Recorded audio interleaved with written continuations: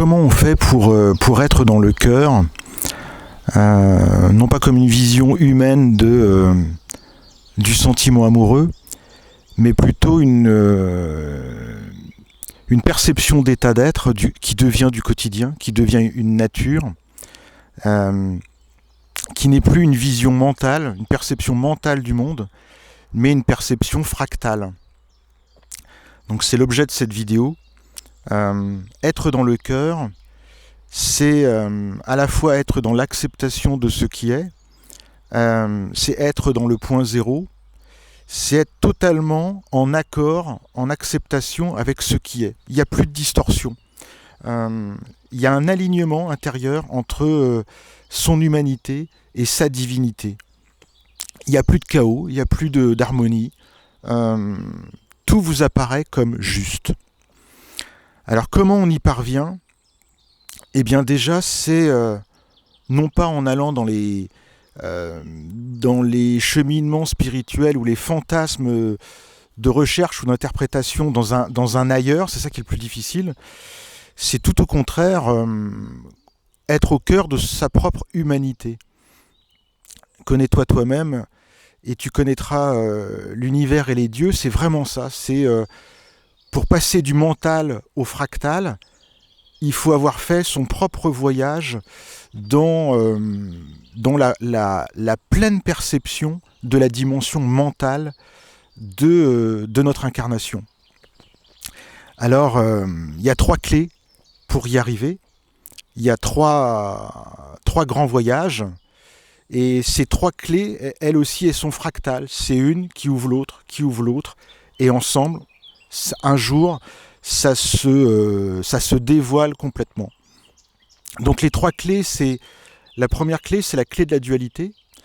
La deuxième clé, c'est la clé de l'identification.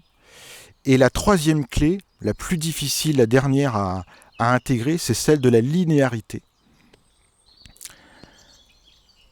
Première clé, la dualité. La dualité, non pas pour espérer être dans une certaine forme de neutralité de la perception du vivant, mais c'est pour avoir complètement plongé dans notre bain vibratoire, notre bain d'expérience, pour avoir fait l'expérience de l'ombre, l'expérience de la lumière, pour ne plus être dans la situation de se choisir tout le temps un camp, et donc de se choisir aussi une adversité. Et c'est une dualité qui est vue d'abord sur le monde extérieur, et puis ensuite sur notre intériorité, d'avoir révélé pour soi sa propre dualité. Il est très facile au départ de voir à l'extérieur et de se dire, il y a les gentils, il y a les méchants. Donc ça, c'est une dualité qui est assez facile à appréhender. Et puis après, d'aller vers sa propre intériorité, c'est-à-dire de voir que l'on s'est construit sans s'en rendre compte sa propre dualité. C'est-à-dire, est-ce que j'ai des bonnes ou des mauvaises pensées ? Est-ce que je suis dans l'idée qu'il y a un ego qui serait à dissoudre et puis le côté lumineux, ce serait le soi supérieur. Donc je crée cette lutte intérieure entre le gentil soi supérieur et le méchant ego. Ça, c'est très difficile à appréhender et c'est souvent dans ce paradigme-là que sont les personnes en quête d'éveil spirituel.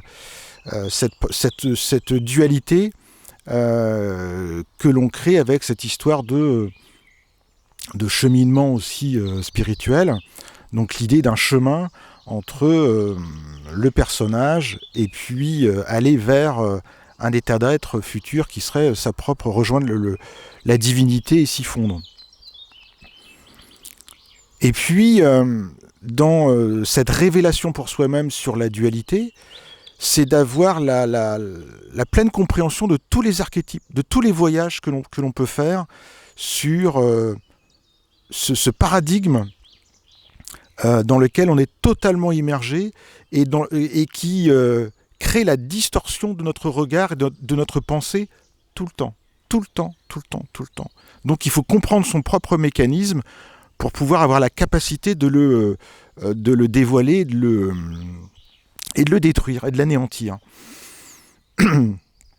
C'est-à-dire d'avoir la capacité de se voir faire, de voir les autres faire et d'observer son propre fonctionnement. Mais c'est des choses extrêmement simples. C'est pas alambiqué. C'est, si je prends l'exemple de la création de notre personnage de vie, du paradigme dans lequel on est, de notre société, c'est-à-dire je vais au travail, j'essaye d'y gagner de l'argent pour me nourrir, l'argent sera mon abondance, je suis en train de gagner de l'argent pour me nourrir, donc pour ne pas mourir. Donc dans cette idée d'abondance, je vois qu'il y a des riches et il y a des pauvres. Donc là, il y a les deux facettes de la dualité par rapport à l'archétype de l'abondance. Et puis cette idée d'une vision pyramidale, d'une vision verticale, l'illusion de se dire, pour ne pas mourir, je préfère être très riche que très pauvre. Donc il y a une distorsion qui se passe en nous, d'avoir cette idée de je vais tendre mon mouvement de vie du quotidien vers cette projection de la richesse par peur de la pauvreté. Et là, on a déjà tous les ingrédients. De se positionner vis-à-vis des autres dans la comparaison. Donc il y a l'idée du jugement, il y a l'idée de la quête d'abondance, il y a l'idée du libre arbitre, en se disant les choix que je vais faire, les bons ou les mauvais choix, vont imprégner ma perception du vivant et vont définir la manière dont je vais créer mon abondance ou pas. Donc il y a l'idée de libre arbitre, il y a l'idée de l'abondance, il y a l'idée du jugement, ma position sociale vis-à-vis des autres. On a tous les ingrédients, rien que dans ce petit exercice de se dire, tiens, où j'en suis par rapport aux autres, quelle est ma position sociale, quelle est l'idée que je me fais de moi-même, et tout de suite je me dis, voilà, c'est moi, je suis cette personne qui se croit à tel niveau de l'échelle sociale, pour créer mon abondance, par peur de la mort, de manière inconsciente. Et il y a des bonnes et des mauvaises idées, donc là on est au cœur de la dualité. Et tout ça est notre propre projection dans le personnage de vie. Et puis ensuite, cette projection, on l'a fait de manière identique dans un cheminement d'éveil spirituel. Donc là, ce sera plus les bons ou les mauvaises, ou les bons ou les mauvais choix, ce sera les bons ou les mauvaises pensées. Parce qu'il y a l'illusion de croire qu'il y a un lien entre ma pensée et ma réalité. Il y a l'illusion de se dire, je manifeste ce que je pense. Je vibre, donc ça va se manifester. Ça, c'est une illusion. Encore faut-il l'avoir dévoilée.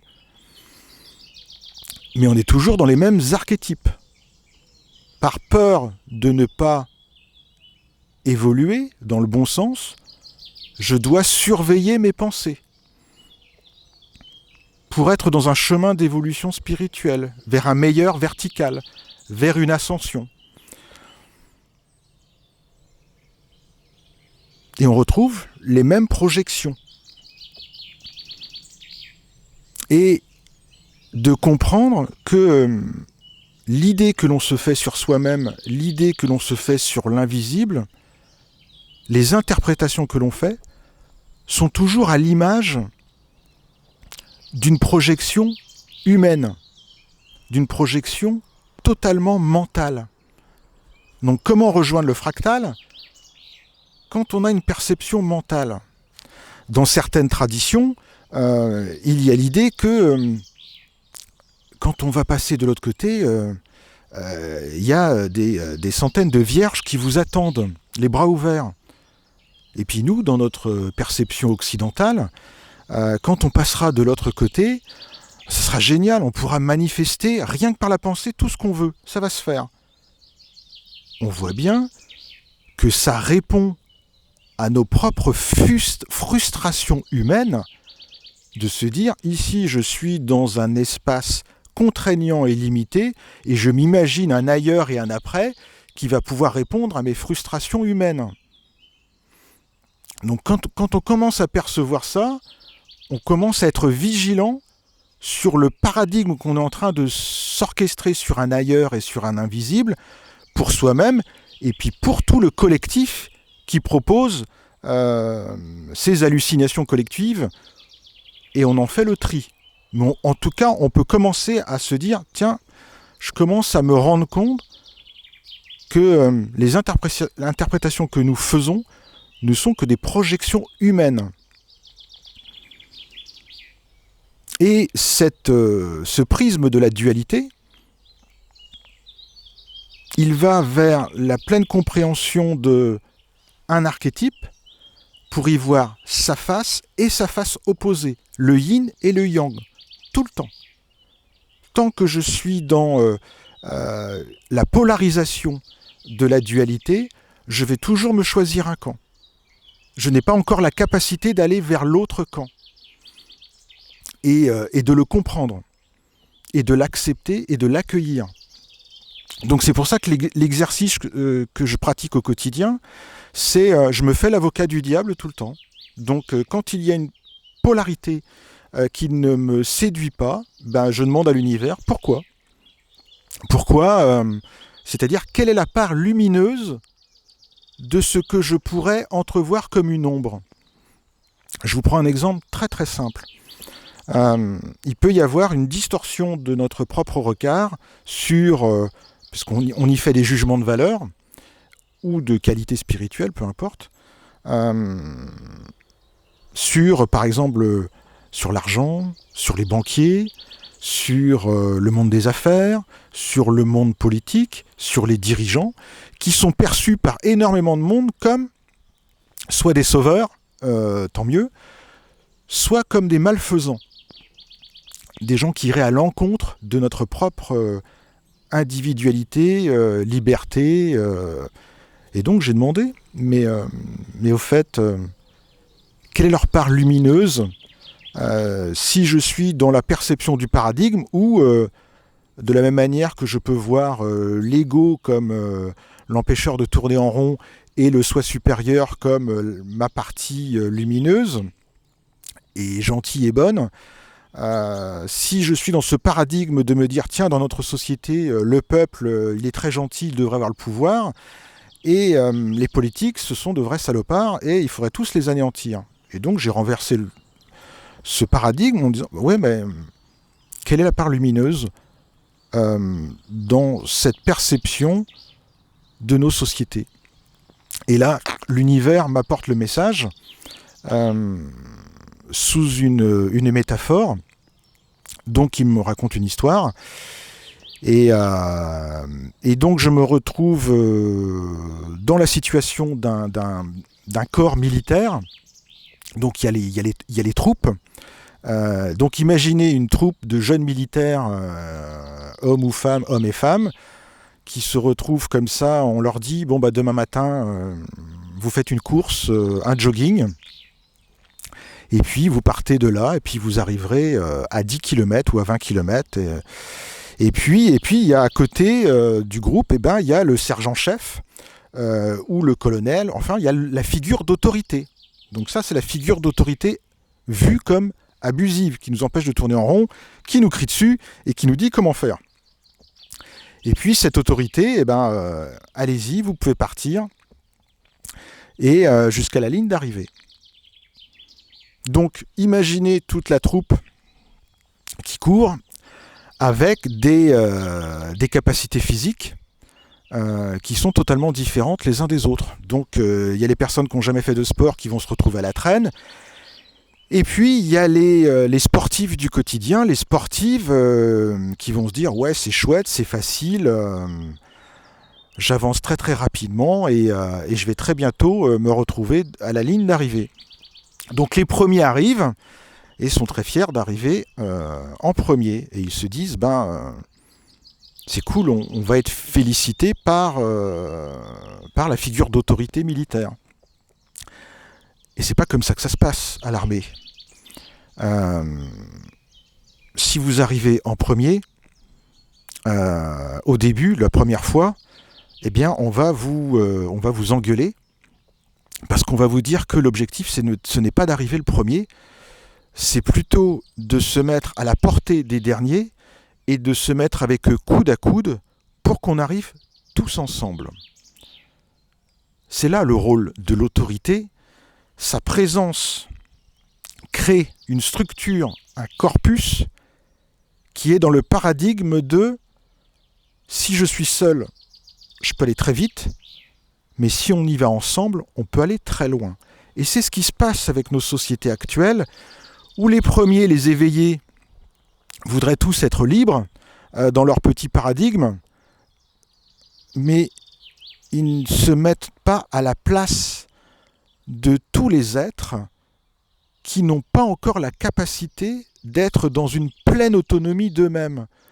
Donc tant qu'il n'y aura pas cette vibration collective pour l'ensemble du groupe d'être à un certain niveau vibratoire qui ne nécessite plus d'avoir un corpus global et une autorité qui tient le groupe, eh ben on vit dans ce paradigme avec des êtres politiques qui bien sûr ont leur tort, bien sûr sont pour certains dans une quête de pouvoir, mais ils servent le divin parce qu'ils sont les gardiens du troupeau pour être sûr qu'on arrive tous ensemble. Donc ça, c'est voir, percevoir l'autre facette de la dualité quand tout à coup, on a la capacité de se sortir de sa propre perception du vivant. Je vois une situation en me disant, bon d'accord, si je n'ai pas la part belle dans cette situation, quelle est la part belle collective? Et là, il n'y a plus de yin et de yang. On a une vision supérieure et on voit quelle est la part lumineuse de l'ombre et la part ombre de ce que l'on voit comme lumière. Et là, tout à coup, la dualité apparaît comme une justesse du vivant. Ça, c'est la dualité. En tout cas, esquissée. La deuxième clé, très difficile, c'est notre identification. C'est de comprendre que notre nature humaine, elle est faite comme ça. Dès que j'ouvre les yeux sur le monde, dès que je perçois une dimension, qu'elle soit extérieure, qu'elle soit intérieure, je crois que c'est moi.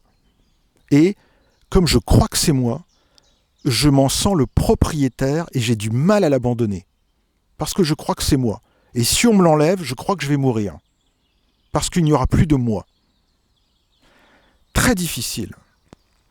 Parce que souvent, c'est vu dans une perception très limitée de l'ego, où on y voit le caractère, on y voit la posture, on y voit l'orgueil.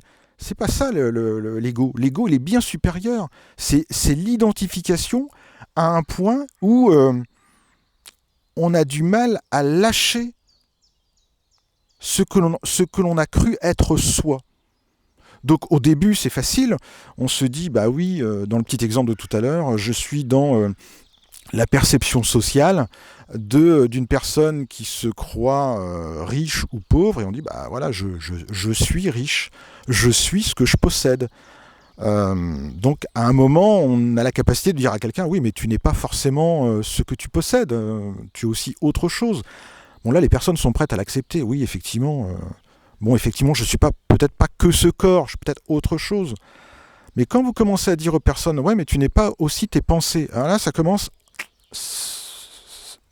Mince, si je ne suis plus ma pensée, si je ne suis plus mes choix, mince, qui suis-je alors? Mais j'existe pas alors.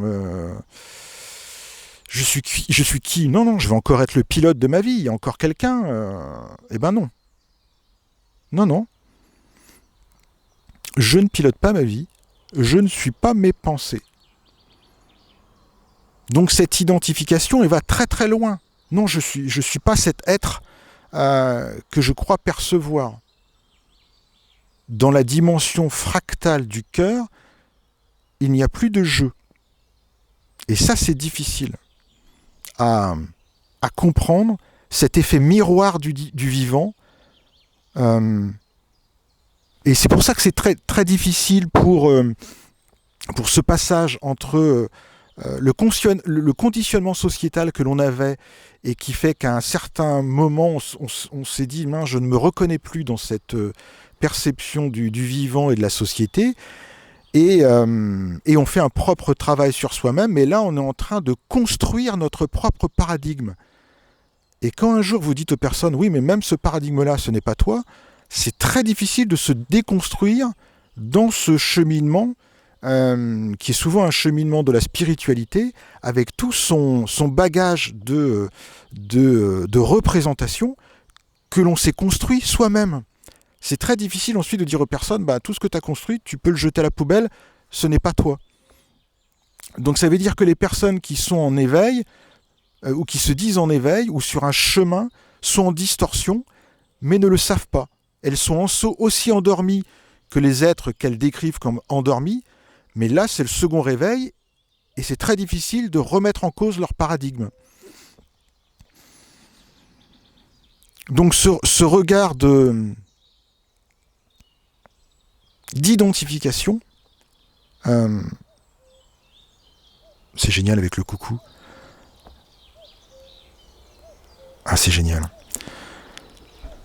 Cette idée d'identification, c'est vraiment l'une des plus difficiles, d'avoir la capacité de se dire ce que j'observe, ce que je pense, ce que je crois, ne sont que des interprétations du vivant. Mais ce n'est toujours pas moi. C'est une information qui est dans mon intériorité, mais ce n'est toujours pas moi. Ce que j'observe à l'extérieur de moi-même, que je pense tangible, je l'observe, mais ce n'est toujours pas moi. Et ça fait sauter une croyance qui est celle de la vie est mon miroir. J'attire ma vibration, je manifeste ma pensée. C'est très difficile de le lâcher parce qu'on y avait mis tous ces espoirs de transformation de sa vie sans se rendre compte qu'on voulait transformer sa vie parce qu'on n'était pas encore en acceptation de ce qui est. Et puis, la troisième clé, celle qui réunit l'ensemble, là aussi, c'est encore plus difficile à faire sauter, en tout cas de la comprendre. C'est d'intégrer cette dimension de la linéarité, c'est-à-dire la capacité humaine, mentale, à tout traduire, toute expression quelle qu'elle soit, sur un chemin linéaire.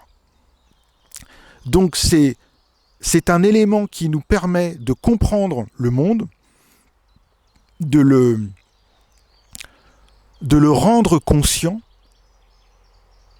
et de le rendre conscient est aussi la facette qui nous rend inconscients du paradigme dans lequel on est. Comment être conscient ? Parce que on a un anthropomorphisme, une capacité à lire notre expérience de vie à notre dimension humaine. Je vais naître, je serai enfant, je serai adolescent, je serai adulte. Ensuite, il y a la fin de vie, c'est-à-dire qu'on est dans l'idée d'un continuum, tout le temps. Il y a un début, il y a une fin, il y a un chemin. Le but est dans le chemin. Eh bien, le but est dans le chemin, c'est notre paradigme mental. De croire que, il y a un chemin. Je suis sur un chemin vers la source. Quand on écrit un livre, on met des mots bout à bout, on fait des phrases, et donc on crée une linéarité de compréhension. Là, ce que je fais, quand on parle, avec les mots, on crée une linéarité. Donc il faut bien comprendre notre capacité à créer du linéaire tout le temps.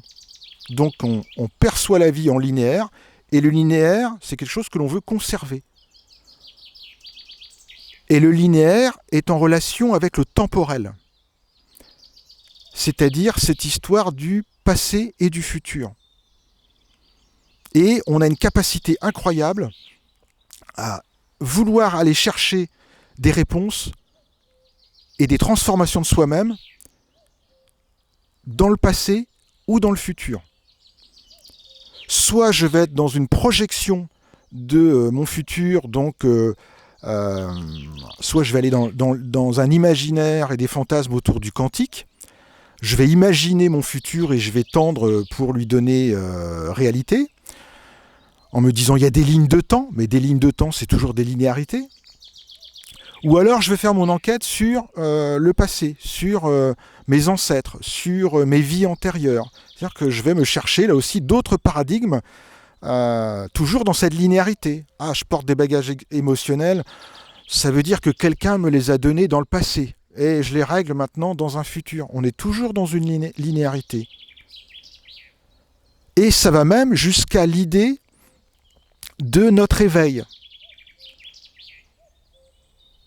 C'est-à-dire, avant j'étais dans un personnage de vie qui était dans une linéarité de l'expérience, en se disant je travaille sur mon paradigme pour essayer de gagner de l'argent, avoir un métier et puis avoir une maison, dans cette linéarité du vivant, avoir des enfants et tout ça. Et puis après on est dans une deuxième linéarité qui est celle de sa conscience, de se dire je veux avoir une bonne conscience et je me crois dans une perception d'éveil de la conscience. Donc ça veut dire qu'on projette sur notre conscience l'idée d'une linéarité. Ma conscience, un jour, a dû naître, j'ai dû être une petite étincelle une âme, et puis je vais aller vers de plus en plus de conscience. Donc on fait une projection humaine. Et ça, c'est un paradigme, avant de le retirer aux personnes, très difficile. Donc on s'imagine un chemin vers la source, quand je serai en expansion de conscience. Avant j'étais endormi, maintenant je suis en train de me réveiller. Donc si je suis dans ce paradigme de l'éveil, de l'évolution linéaire de ma conscience, ça veut dire que je me positionne de temps en temps comme un sauveur, parce que je considère que je suis en éveil, donc je veux éveiller les autres. Et on se considère dans un chemin d'évolution qui est en prise avec la dualité.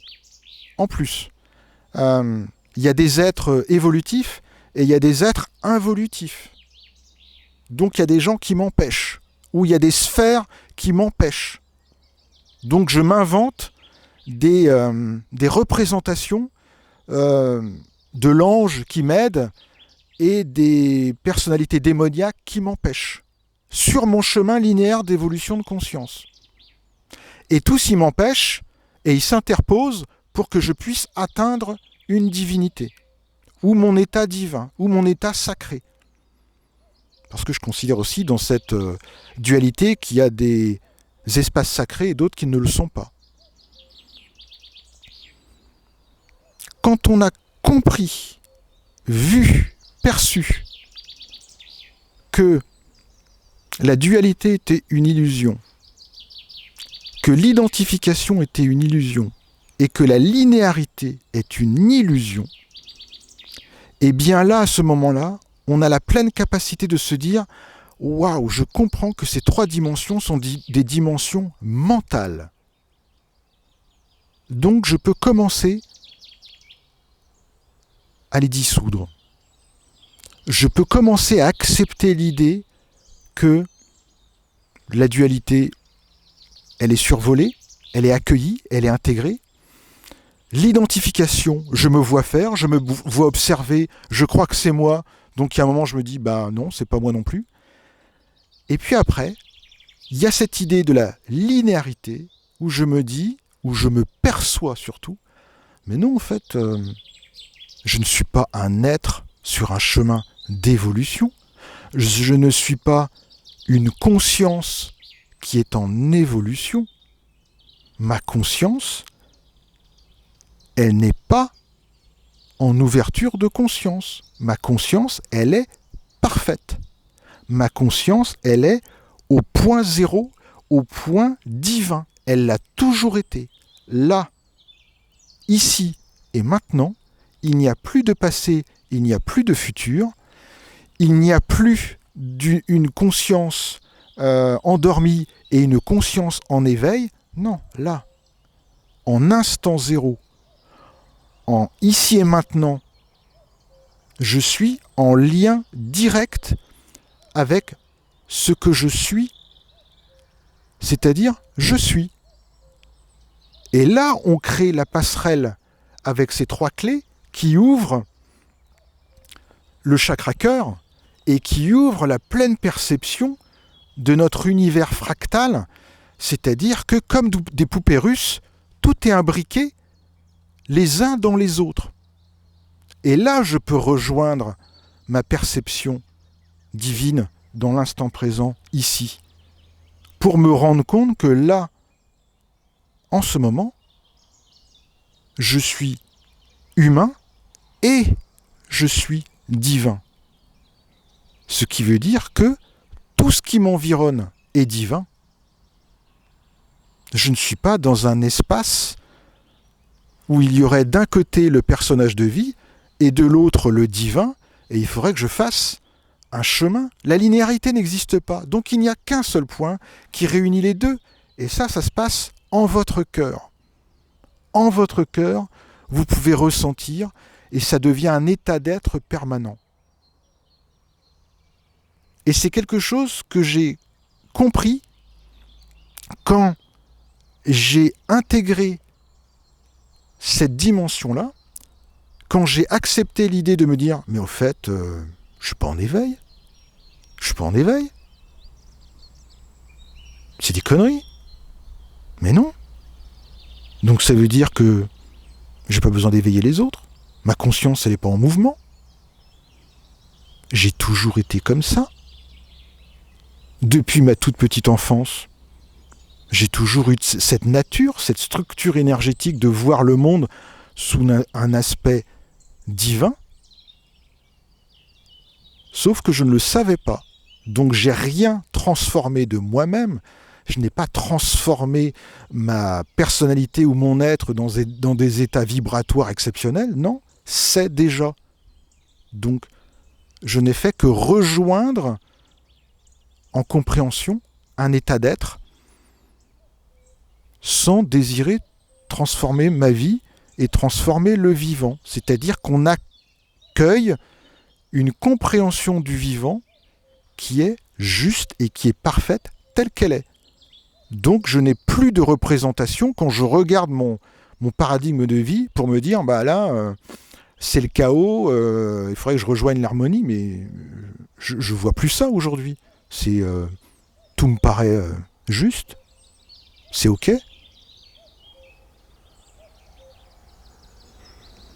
Et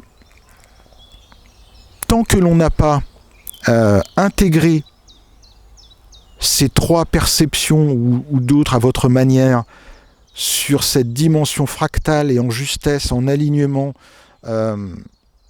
où il n'y a qu'un point entre vous-même et le divin, ressenti intérieurement, tant qu'il y a l'idée d'un chemin, tant qu'il y a l'idée d'une possible transformation, tant qu'il y a l'idée du libre arbitre, tant qu'il y a tous ces éléments-là qui créent une distance psychique entre vous et un monde merveilleux à atteindre, eh bien on est dans des distorsions de compréhension du vivant.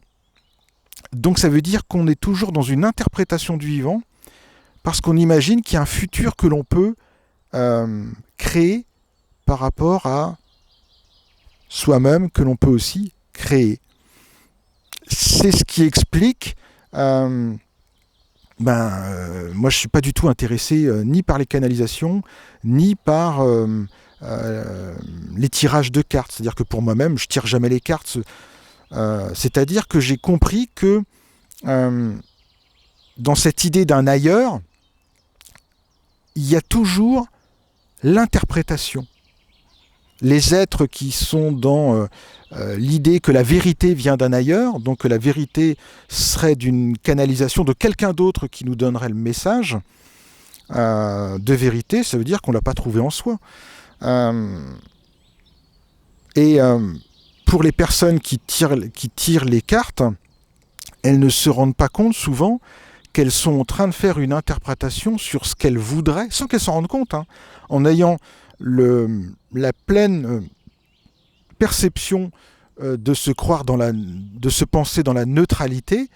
En fait, non, elles projettent sur un tirage de cartes, sur un oracle, ce qu'elles aimeraient bien pour demain, mais sans s'en rendre compte.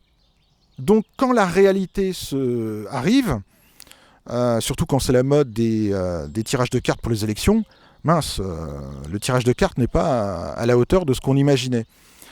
Parce qu'on est toujours dans le paradigme du sauveur. Parce qu'on imagine qu'on peut changer les autres et que la réalité peut être changée. Comme si la réalité devait être la réalité qui convient aux êtres éveillés. Mais pas du tout. La réalité est dans la vibration du collectif, de l'addition des êtres endormis, éveillés et tout le monde.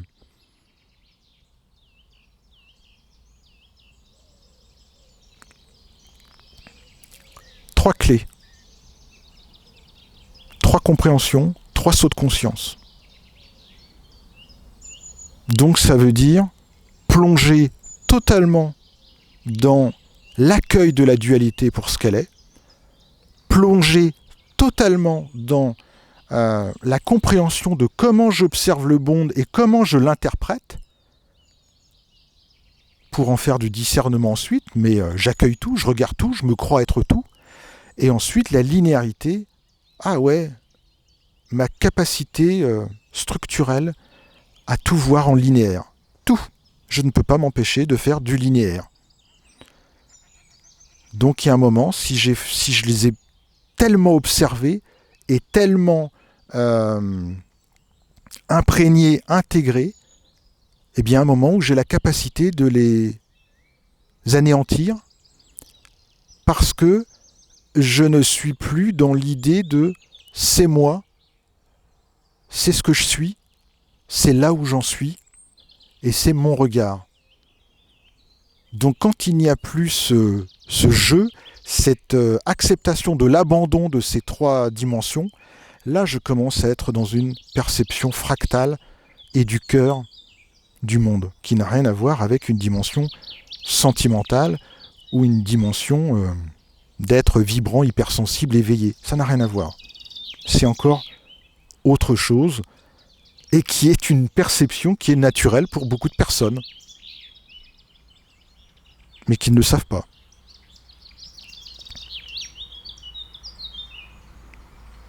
Voilà, je vous dis à très très bientôt, bisous.